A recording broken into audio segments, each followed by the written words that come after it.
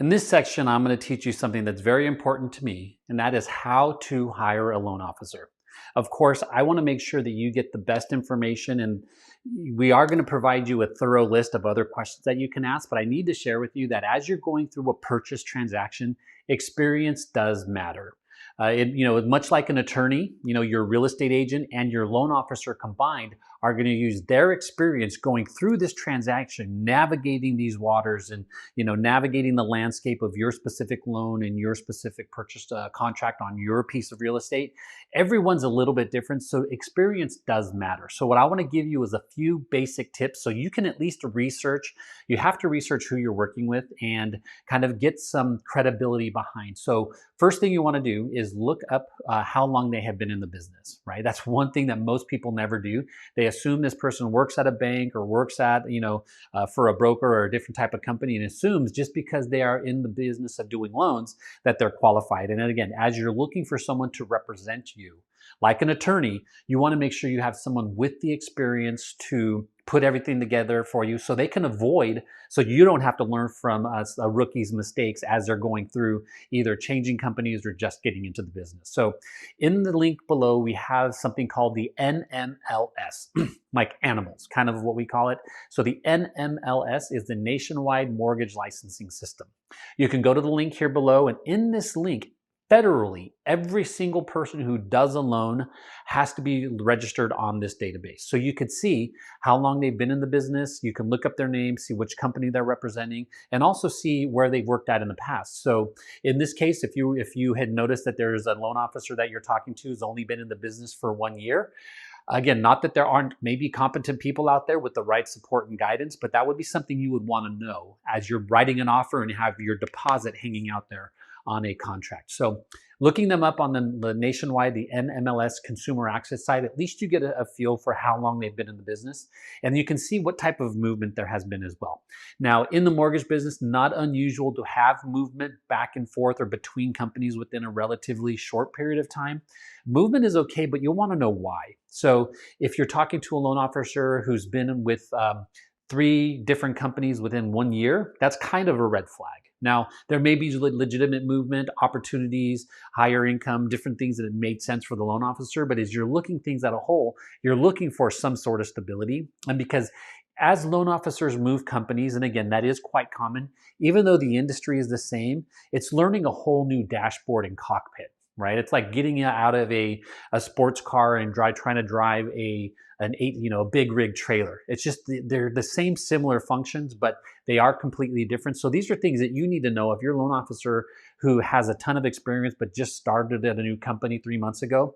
Something could go wrong there. So you'll want to make sure that at least you have a good understanding and you bring that up, right? Because you've only been here for 3 months. That can be a potential red flag. So what I'm going to share with you here are my 5 questions to ask and why. So one of the things, just to get a feel for the loan officer's experience, I want to ask, how many families did you help last year?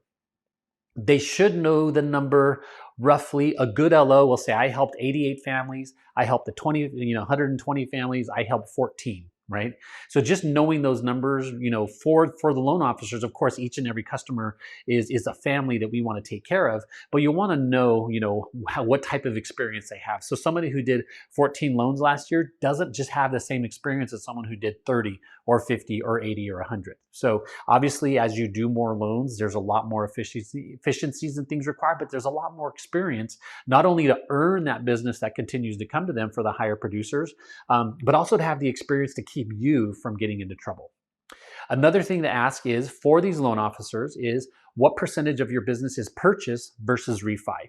And here's why that's important, is for a refinance, we are helping existing homeowners typically lower their interest rate by doing a refinance. That's taking out a new loan to expire their existing debt, normally because we're paying off the existing loan and giving a new loan with a lower interest rate. Easy, no problem. You have time. The person's already in the home. They don't have moving trucks. They don't have to schedule school district changes. They don't have to schedule, utilities and all those other things, So when you're dealing with the purchase, you want to at least have a loan officer that works 50% purchase or more. If you have a loan officer that does 90% refinance and 10% purchase, there is a bit of a red flag there, because do they have the experience to navigate the purchase contract, to navigate the real estate communication that's required between all parties to make sure that they're keeping you safe? The next thing you would ask from your purchases, can you guarantee an on-time closing? And why? If not, why? Now, I can tell you most loan officers are going to say, no, we can't guarantee it, because there's a ton of variables. But you'll want to know how they respond to that question. Because again, if they give you, well, there's variables that are out there. If they hem and haw and kind of blame underwriters or blame other people, you want someone that's going to take ownership. You want to make sure that this person, because almost nobody can guarantee a non-time closing, because there are a lot of variables, but you'll want to know why. Right? So it's you don't want someone who's not going to take ownership if things are going wrong. So it does happen occasionally where there are closings that are delayed. Many may happen on time, but it's how you show up and how you communicate when there is a little tension, and that's extremely important. The purpose of this question is to try to get a sense for when things get tough. Can you get a hold of the loan officer? Are they going to communicate, or are they going to go into hiding and be that person who you can't reach and you send emails and they don't respond for 24 hours at a time? So super important.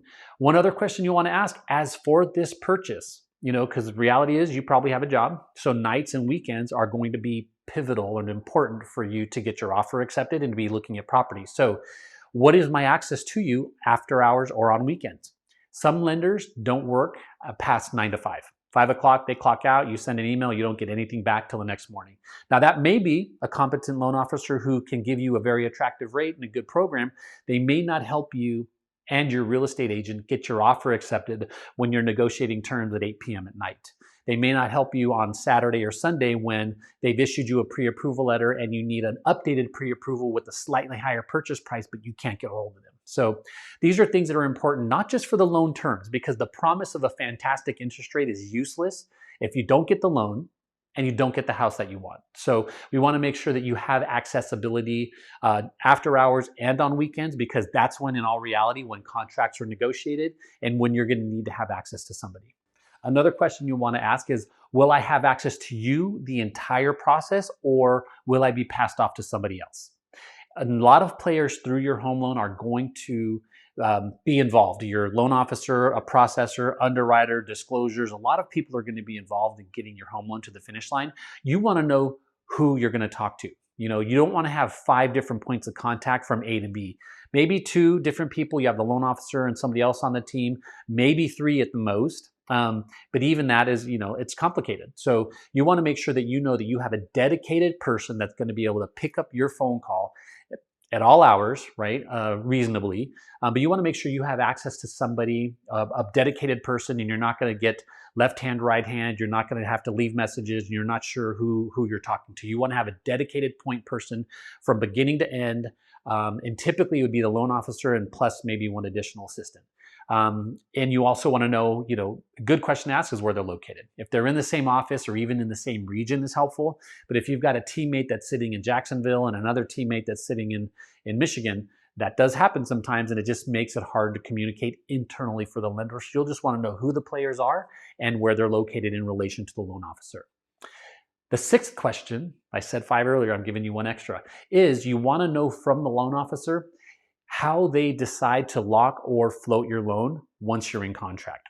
So this is important to understand where they put the responsibility, how they're going to communicate to you, because like we've said, where we get to the interest rates change every single day. If the market's going up, if the market's going down, who's paying attention? Right? Because typically what happens is the loan officer puts it on the borrower to say, tell me when you want to lock. And if the rate gets worse 1 day, 2 days, 3 days in a row, and you're not sure, you were supposed to communicate to the lender to lock my rate in on Wednesday, now it's Friday and it's a 0.25% worse, that's no good. So most people don't ask the loan officer, once we get into contract, how do we communicate? Who takes responsibility for the loan, the loan lock? It's the loan officer's responsibility to communicate to you daily at that point, once your offer is accepted, what the rates are. If they don't disclose it to you and you're not communicating with them, once your offer is accepted, then if the markets get worse, you're going to pay the price. So you just want to make sure you understand the loan officer's process for their locking or floating bias. If you float and the rates get better, sure, you're great. That's the ideal. But what's important to know, rates get better much slowly and they get worse very quickly. So you just want to make sure you know how the loan officer is going to handle that. And then by going through these questions, as well as a couple additional, you'll be able to get a feel for the interview and have a conversation before turning over all of your documents. You do want to do a little bit of market research. So just Google the person online. The easier they are to find, generally the better. Again, you're looking for somebody with experience, somebody that has a good reputation in the market. And here's why that's important is, for me, when I write an offer, it's not uncommon that the real estate agents who are representing the seller in evaluating your buyer's offer are going to Google and see what company you work for. Google to see who the loan officer is. And if they've got bad reviews or if they can't even find them, it does make it hard for the agents to really get confidence in the lender. So you should do part of your own research, and you just want to make sure that whoever you're working with or going to choose to work with, that they have a good online reputation, that they're at least visible. Most importantly, you want to make sure that you have somebody that's going to be responsive to you, responsible to you. So accountability, response times are going to be important.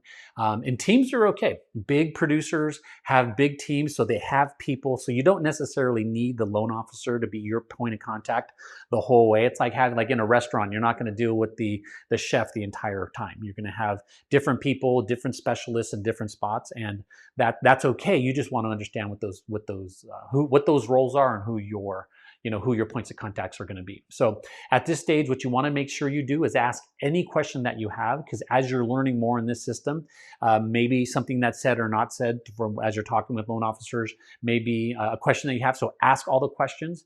And then it's important to know too, is you're evaluating loan officers. Many loan officers, just like salespeople, are very smooth salespeople up front. So the importance of doing your due diligence is critical, because what happens is whenever there's a bump or something goes sideways, you need somebody that's going to be accountable and responsible, and that's not going to sit there and tell you they're going to blame processing. They're going to blame underwriting for a challenge that happens, because ultimately that's the loan officer's responsibility. There are different players into it, but in most cases, it's typically an issue is normally something that a loan officer has missed, that they're now blaming on someone else down the road. So you just want to make sure you're dealing with someone that's going to be accountable to you and is not going to put you in a bad position.